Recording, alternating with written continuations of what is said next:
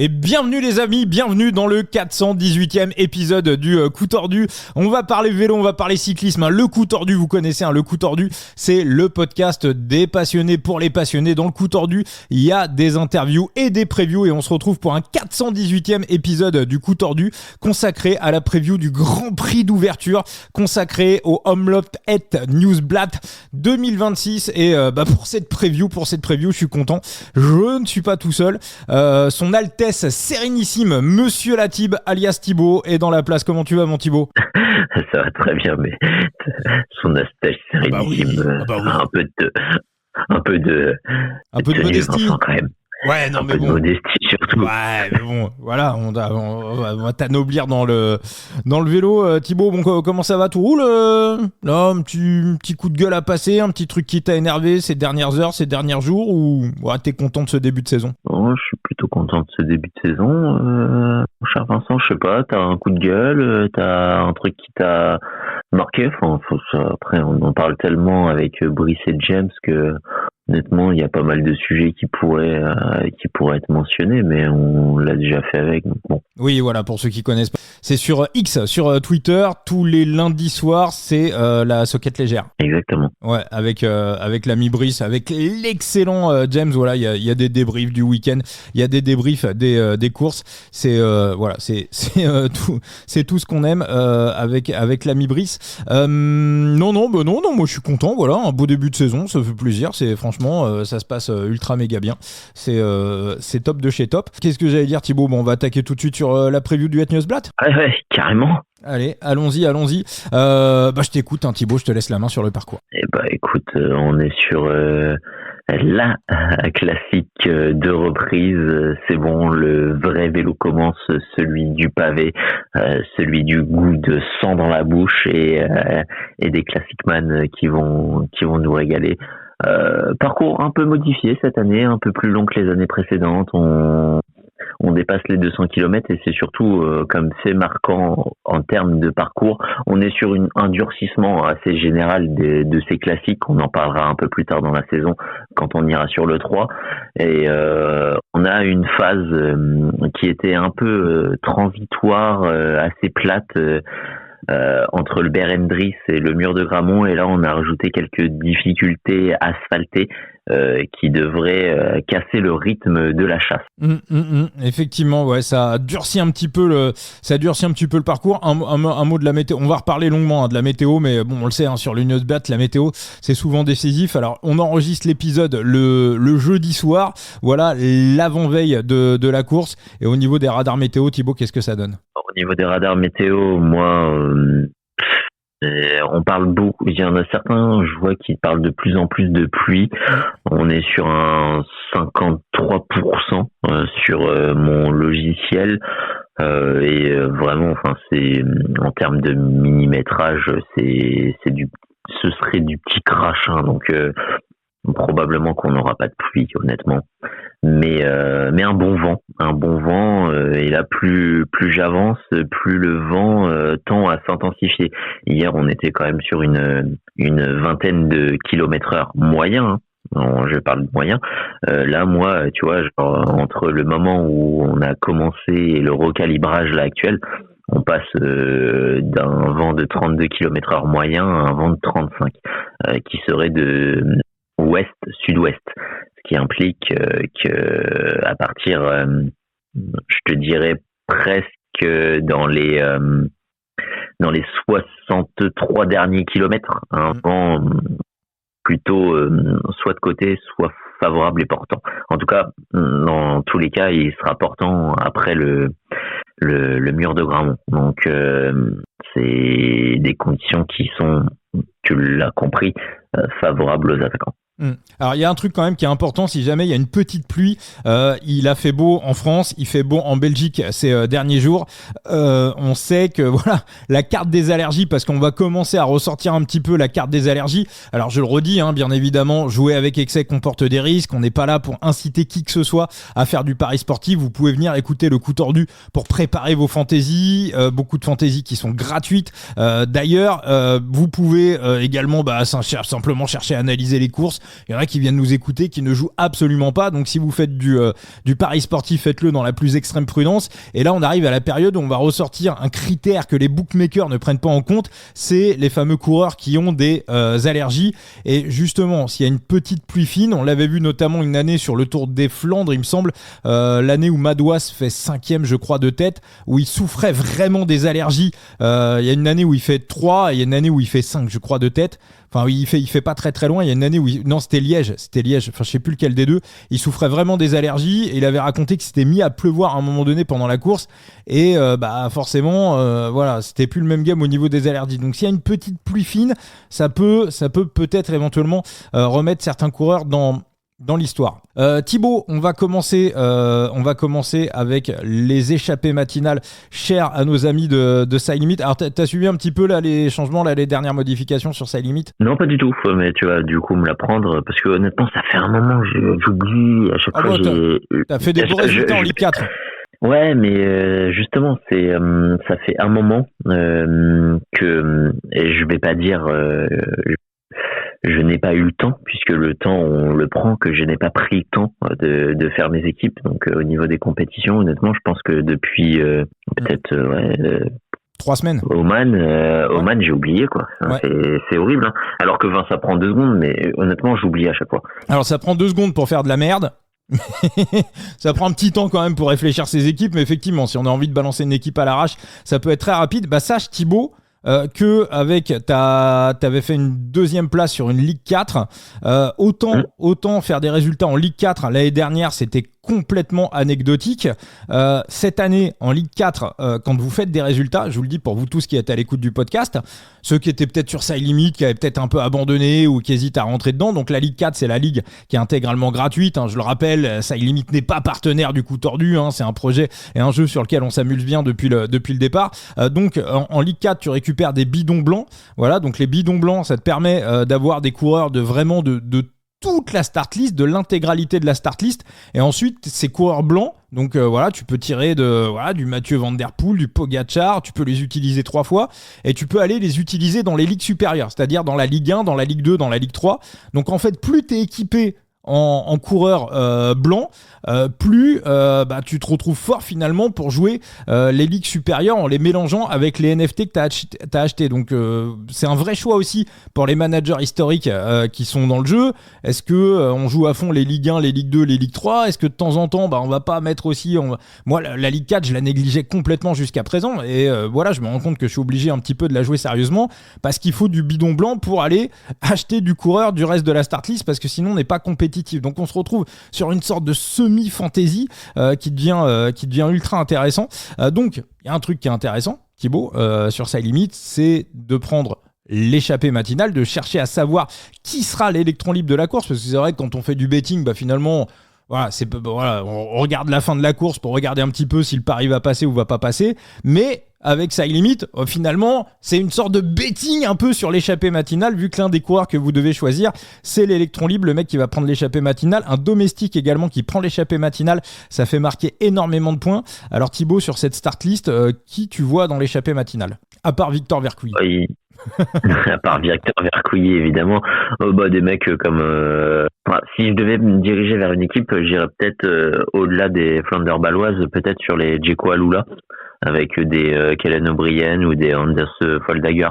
Est-ce que tu penses qui anticipent un peu C'est des mecs qui ont l'habitude. Kellen O'Brien, on le voit souvent échapper, justement, que ce soit sur le Loop ou sur le Ronde. Donc, c'est des coureurs qui aiment bien se porter à l'avant sur les classiques d'ouverture. Moi, je pense que je partirais sur un Kellen O'Brien. Driss de Bonte Djeko de Bonte à domicile. Ouais, mais pourquoi pas. Attends, en plus, faut que je mette ma start à jour. J'étais sur 2025 pour aller voir. Non, mais Kellen O'Brien est bien là. Et Foldager aussi. Ouais, avec Foldager aussi, ouais. Mais faut quand même que je mette ma start list à jour. Mais ouais, c'est vrai que ça a du sens parce que c'est des équipes, en plus, équipe World Tour. Il n'y a pas un énorme leader dans l'histoire. Bon, il y a Morica Piot qui est là, mais c'est peut-être aussi des équipes qui vont devoir mettre des pions très très tôt à l'avant et pas uniquement et seulement pour mouiller le maillot, mais peut-être pour espérer aller chercher un résultat. Moi, dans les équipes qui me plaisent bien, alors évidemment la Flandre Valoise, bon, on l'a dit, Victor Vercouilly, la Burgos, je suis curieux de voir ce que va faire la Burgos, notamment un coureur français dont on parle peu, qui s'appelle Clément Aleno. Et peut-être, alors c'est pas forcément un Flandrien de base, mais il a aussi des qualités de punch qui peuvent, à mon avis, lui permettre d'exister sur ce type de course. Et ça serait sympa, je trouve que ça serait sympa de le voir à l'avant. Voilà, que le public le découvre encore un petit peu plus. Et Renard Aquin aussi pour la pique-nique. Qui pourrait aussi tenter un move de loin. Il a un petit peu ce profil attaquant de loin. T'as d'autres noms qui te viennent en tête, Thibaut? Alex Brunel. Ouais, très très bon, ouais, forcément, ouais, Total Energy. Alors Gachignard a abandonné sa dernière course, donc je sais pas trop dans quel état il est, mais effectivement, Alexis Brunel ou Samuel Leroux, c'est des bons choix. Et encore une fois, pas forcément pour uniquement pour montrer le maillot. Déjà Alexis Brunel, on sait qu'il est capable de... S'il y a un mec qui est capable de faire la blague, c'est Alexis Brunel. D'ailleurs, je crois que c'est dans les podcasts belges, j'étais surpris, c'est Bulens qui l'a donné en pronostic, en échappée matinale. Je trouvais ça couillu quand même de la part de ce bon vieux Bulens.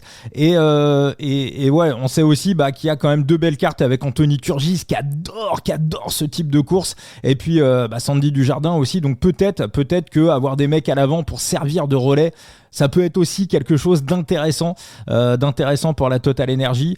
Et la Tudor, on vient aussi avec une équipe assez offensive.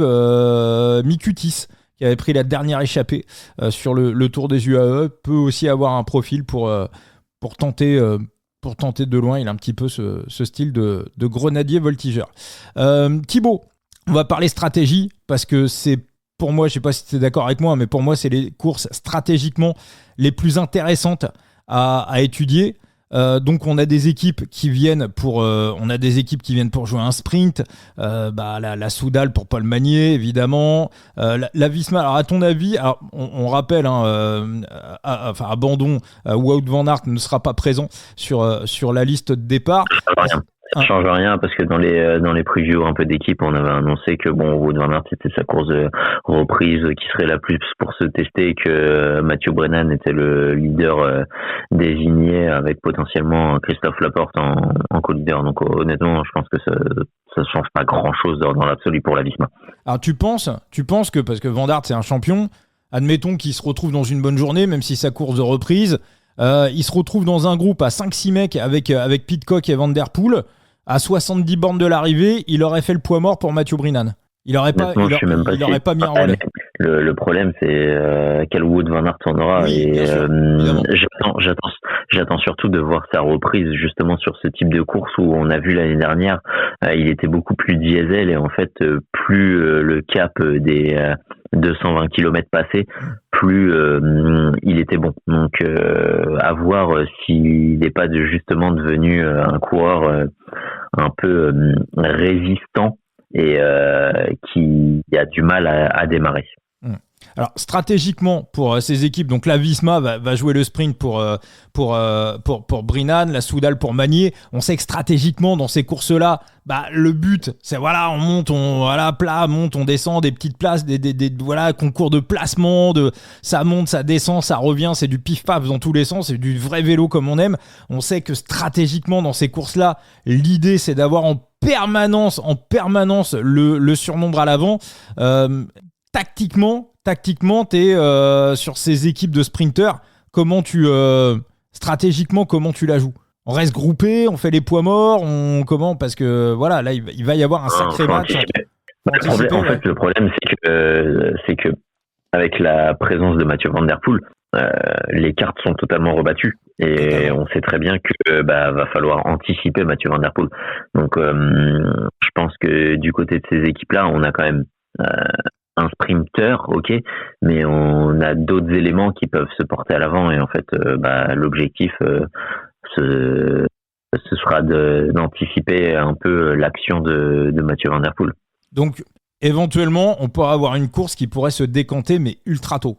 En fait, techniquement, c'est une course qui va être un peu dans l'anticipation et vraiment, on va être dans le momentum Mur de Grammont et Bosberg. Là, pour le coup, je pense que ça peut distiller de plus loin. On pense évidemment au Berendries avec une attaque de Tom Pidcock qui aime bien ce petit Berg, mais j'ai presque tendance à penser qu'avec ce vent-là, honnêtement, quand je te parle de la marque des 63 km, c'est que tu as Leikenberg, et en fait au sommet tu te retrouves très vite avec une portion trois quarts d'eau exposée au vent, et ça peut exploser dès là en fait. Donc je pense honnêtement qu'à plus d'une cinquantaine de kilomètres de l'arrivée, avant même le Bollenberg, course peut déjà avoir été pas mal décantée. Après, il y a des mecs comme Dely, comme Brinnan, comme Magnier. On imagine que pour eux, le plan, c'est plutôt d'espérer un petit sprint. Mais est-ce que, Thibaut, est-ce qu'ils essaient pas de nous la jouer en Classic Man ? Et est-ce que les trois en sont capables ? Et je pense qu'à mon avis, un mec comme Magnier, il a envie de prouver qu'il n'est pas juste un sprinter. Non, c'est possible. Hein. De toute façon, à un moment, si t'as pas l'équipe, faut jouer de maîtrise et faut essayer de jouer avec, pardonne-moi l'expression, les couilles de Mathieu Van Der Poel. Et alors justement, Thibaut, est-ce que ça te paraît possible ou pas de jouer avec les couilles de Mathieu Van Der Poel ? Est-ce que stratégiquement, on peut le mettre en difficulté sur ce parcours-là ? C'est compliqué de mettre Mathieu Van Der Poel en porte-à-faux sur des pavés, d'autant plus sur un circuit qui lui correspond totalement. Les UAE dans l'histoire, on sait que Tim Wellens est dans une forme intersidérale.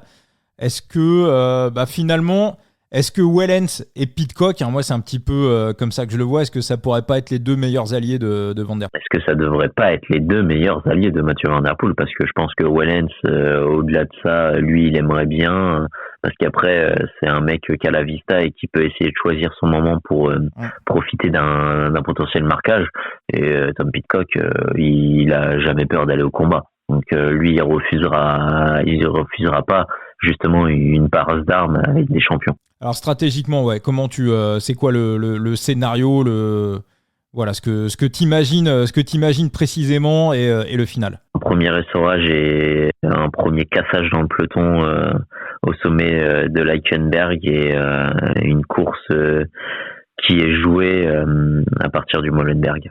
Avec Van Der Poel tout seul. Van Der Poel en compagnie de Pidcock qui lâchera un peu plus tard dans la course. Tu penses que Pidcock, parce que Pidcock a une préparation hivernale quand même très particulière. Je suis d'ailleurs curieux de savoir, on sait jusqu'à combien il est monté en altitude là au Chili ? Ouais. D'ailleurs, je me demande s'il n'y a pas aussi, je sais pas si j'avais lu ça, il y a peut-être des gens qui écoutent le podcast qui pourront nous renseigner, mais je crois que quand tu vas trop en altitude, quand tu te mets un peu trop en hypoxie, ça peut aussi forcément, tu vois, tous les corps réagissent pas forcément de la même manière. Puis encore une fois, faire super gaffe, parce que je crois que je vais peut-être dire une connerie, hein. Encore une fois, j'ai suivi ça de loin, mais je crois que l'histoire du biathlète là, qui est décédé avant les Jeux Olympiques, là, le Norvégien, c'était un peu cette histoire-là, quoi. Il s'est mis un truc en hypoxie qui était trop fort, non ? Ouais, c'est ça. Sa machine était mal réglée, ou je sais pas s'il y a eu un bug ou quelque chose, mais ouais, il en a eu le souffle coupé. Et malheureusement, mais moi je suis curieux. Je me demande si Pidcock nous a pas fait une préparation, mais genre en tout cas il est sorti de sa zone de confort.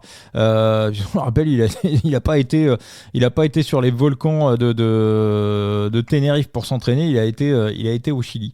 Ok Thibaut, donc toi ton prono c'est en sec, on part sur Mathieu Van Der Poel, quoi. C'est difficile de voir Mathieu Van Der Poel être battu sur, même si c'est une course de reprise, sur quelque chose. Regarde Mathieu Van Der Poel quand Tadej Pogačar n'est pas là, hein, sur les classiques. indubitablement et fatidiquement, il finit en solitaire. À travers la Flandre, il s'est déjà fait bouger. Il l'a gagné, mais il s'est fait bouger aussi. Justement, sur des moves d'anticipation, sur des petits groupes, on le laissait faire un petit peu plus que les autres, où il était mis en infériorité numérique, où voilà, en fait, il y a déjà vu, moi je me rappelle à travers la Flandre, je sais pas si c'est celui de l'année dernière ou celui de l'année d'avant, où il se fait vraiment grignoter petit à petit, quoi. Tu vois, et puis il fait j'ai envie de te dire, est-ce que le Mathieu Van Der Poel ne pourrait pas être battu par Mathieu Van Der Poel, quoi. C'est-à-dire, on sait qu'aussi parfois, il peut, alors, même si pour ceux qui n'ont pas regardé la saison de cyclocross, on est d'accord, Thibaut, on a le meilleur Mathieu Van Der Poel de l'histoire de Mathieu Van Der Poel. Oui. Ouais. À partir du moment où tu sors cette phrase, je pense que c'est la messe est dite.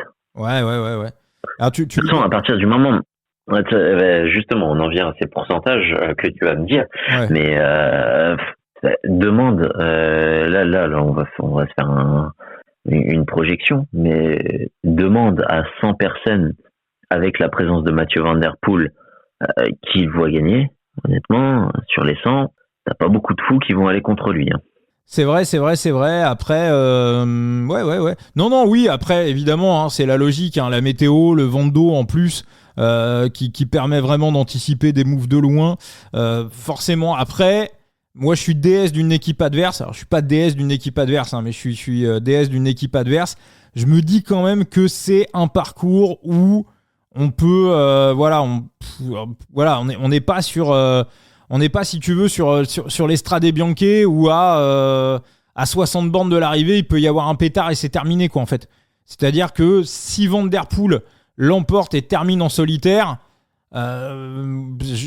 j'imagine pas un raid de 40 bornes, pas sur ce parcours. Peut-être un raid de 15-20 bornes sur les 2-3 dernières ascensions, mais toi, tu vois un raid un truc solitaire de très très loin. Tu penses que c'est possible ?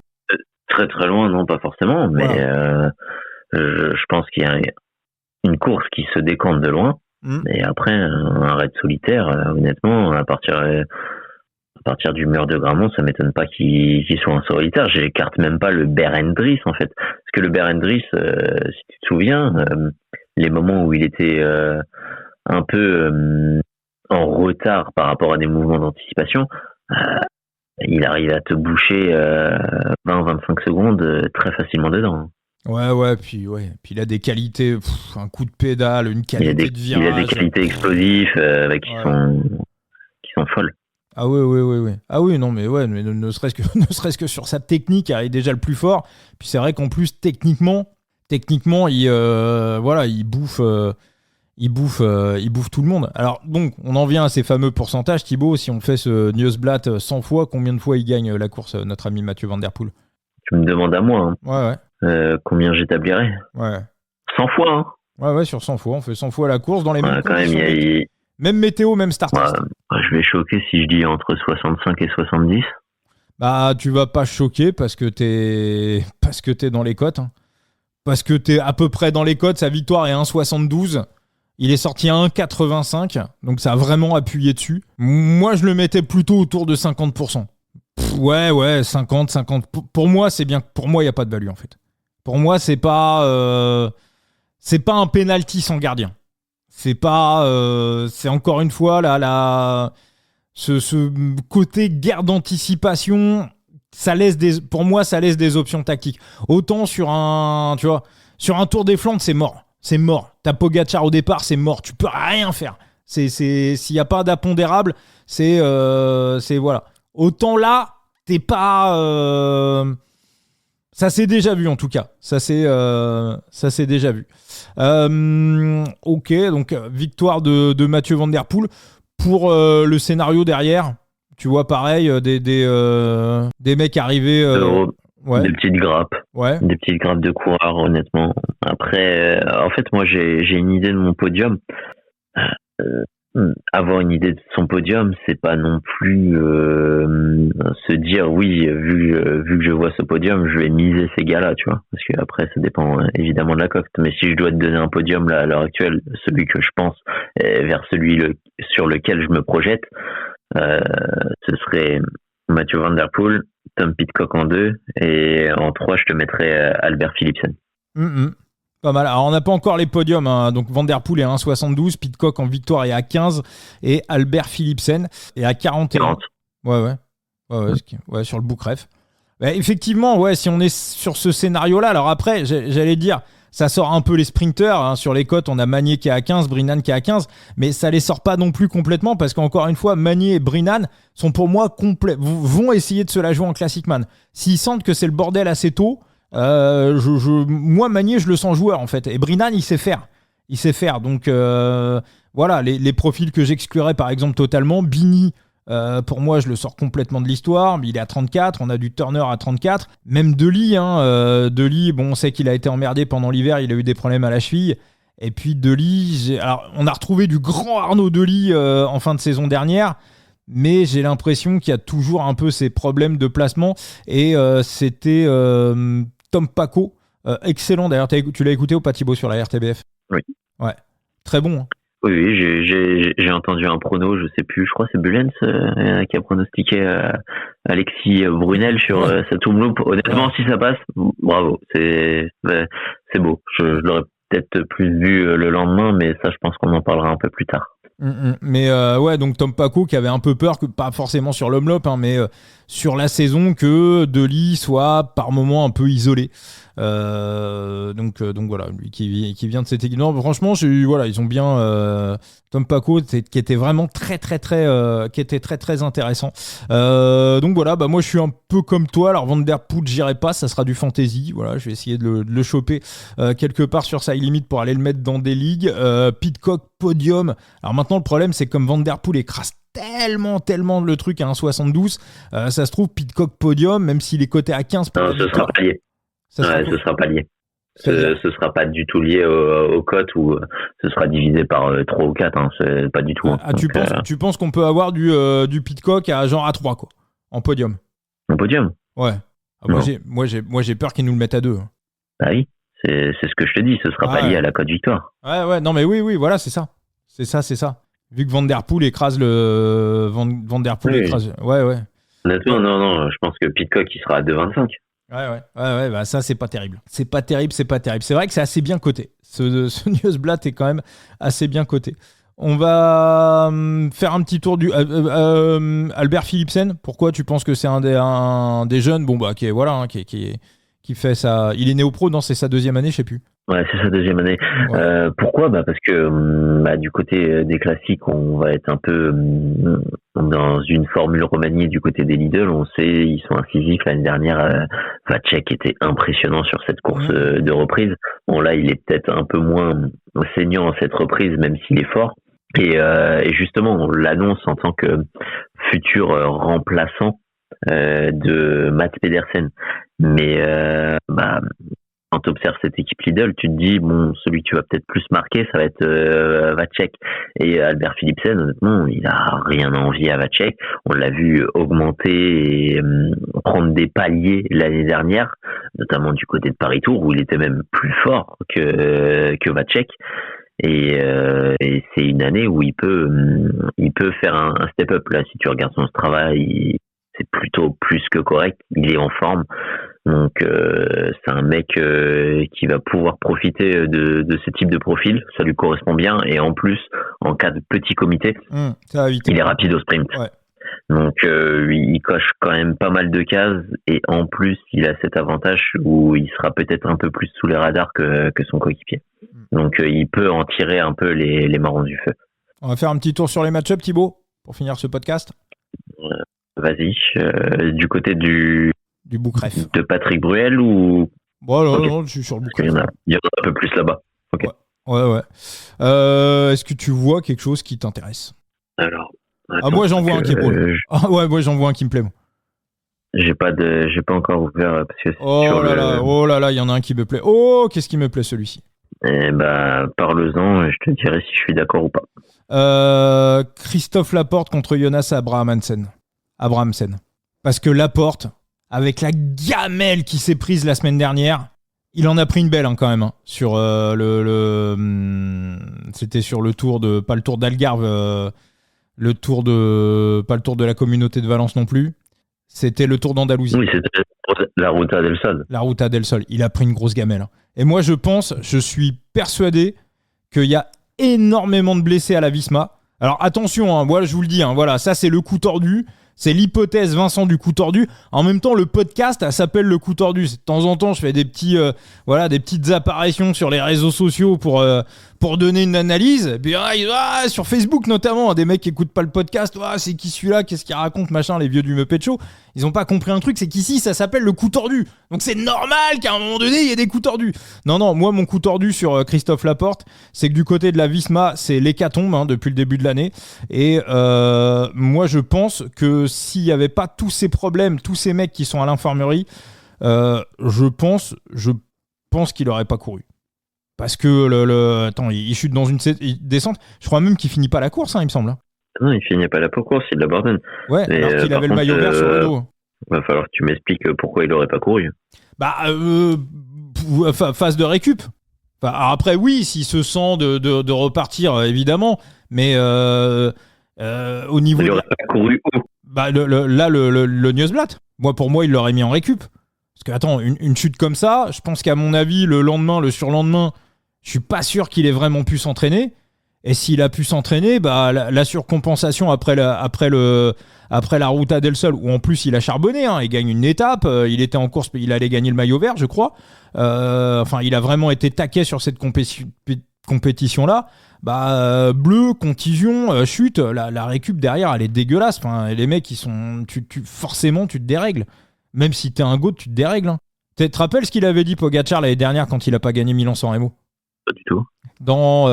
C'était dans Grand Plateau. C'était Gianetti qui était passé dans Grand Plateau. Il se demandait, il cherchait à savoir ce qu'il avait mal fait, pourquoi il n'avait pas gagné Milan-San Remo. Il cherchait un peu après la course à comprendre pourquoi il n'avait pas gagné. Et il a émis l'hypothèse. Alors, tu vois, Gianetti n'était pas forcément là-dessus, mais il a émis l'hypothèse que les petits pourcentages qui lui manquaient sur Milan-San Remo étaient dus à la chute d'Estrade Bianchi 3 semaines avant. Qui n'était pas non plus, tu vois, c'était des égratignures. Mais en récup, ça te bouffe. Ça te bouffe forcément, quoi. Ouais, mais il aurait quand même été là. Excuse-moi, mais c'est pas un coup tordu, c'est un coup tordu, ça. Ouais.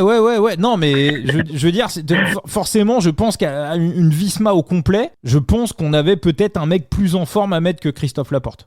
Non, il aurait été là. Ça fait un moment qu'il est absent, justement, ça reste un taulier de thé classique. Il aurait été là. Après, c'est spéculé sur la gravité. Donc non, il aurait été là. Il en a pris une belle.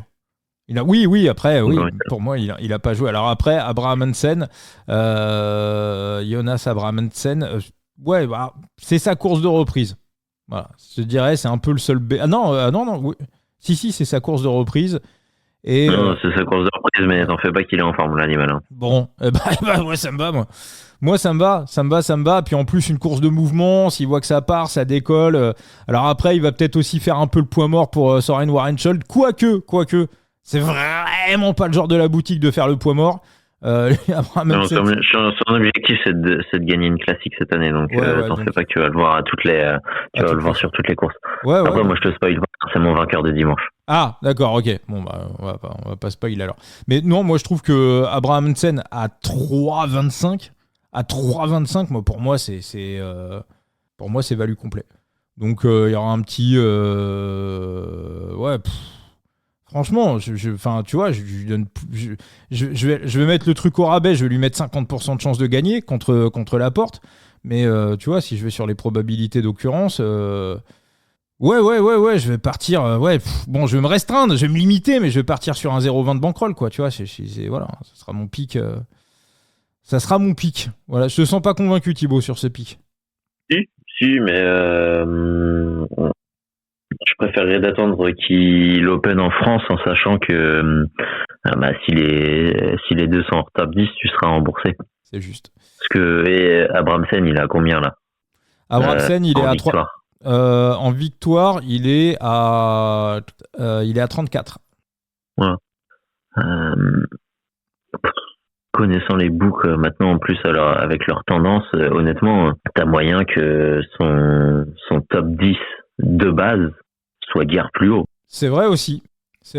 Donc t'as l'hypothèse d'un potentiel top 10 d'Abrahamsen dans ce scénario-là, où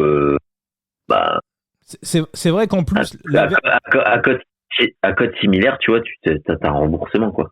C'est vrai que là où t'as raison, c'est vrai que sur le truc en ANJ, moi je vois pas du tout l'apport top 10, mais pas du tout top 10. Donc c'est vrai qu'en ANJ ça met aussi une petite sécurité si Abrahamsen se trouve la gueule. Pour moi c'est presque, sauf si je me plante, hein, mais pour moi c'est presque un Abrahamsen ou remboursé si pas top 10.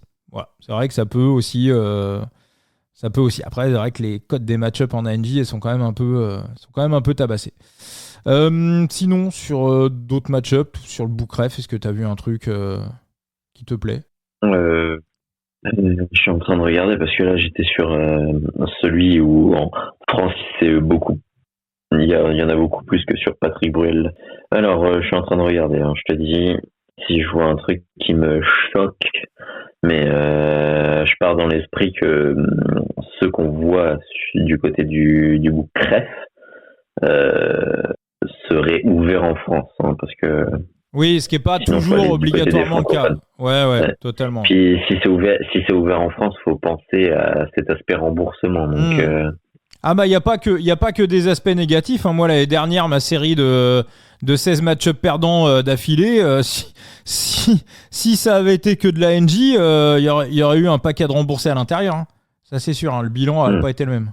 Non, après il y en a où ça reste intéressant de les prendre pour les francophones de l'étranger, parce que si t'es sûr qu'il y en a un qui va se vautrer, qui va finir derrière, et que l'autre, t'es pas certain qu'il finisse dans le top 10, tu vois, ça peut être frustrant en sachant que t'avais bon sur l'analyse, mais que tu t'as un remboursement, quoi. T'as joué un free roll, quoi. Ouais, c'est ça. Mais le free roll, il est un peu frustrant, on va dire. Ouais. Moi sur le reste, peut-être une petite value sur Manier Girmay, Manier 1,66. Tellement je vois Polo au-dessus mais bon, c'est pas. Ouais, y a rien qui me choque dans l'absolu. C'est plutôt bien taillé, quoi. C'est plutôt bien huilé. Non, y a rien qui me choque dans l'absolu. Après, c'est pas la course qui va me plaire le plus dans l'absolu pour miser, à part du coup le match-up que t'as visé, évidemment, qui reste le meilleur à mon sens aussi. Mais ce sera plus la course de dimanche qui va m'intéresser. D'accord. Tu vas mettre un petit truc sur Going Full Gas ? Ouais. Là, pendant qu'on fait le podcast, je prépare l'article sur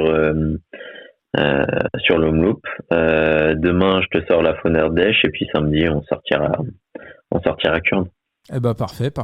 Donc sur ton site Going Full Gas. Donc Thibaut, on va rappeler les prédictions, les pronostics pour ce Omloop M12 Blatt Grand Prix d'ouverture. Une victoire de Mathieu Van Der Poel devant Thomas Pidcock et Albert Philipsen. Ok, moi en fantasy, ça sera Mathieu Van Der Poel, peut-être un top 3 de Tom Pidcock si on trouve un truc autour de 2,75-3 en podium, mais j'en doute fortement.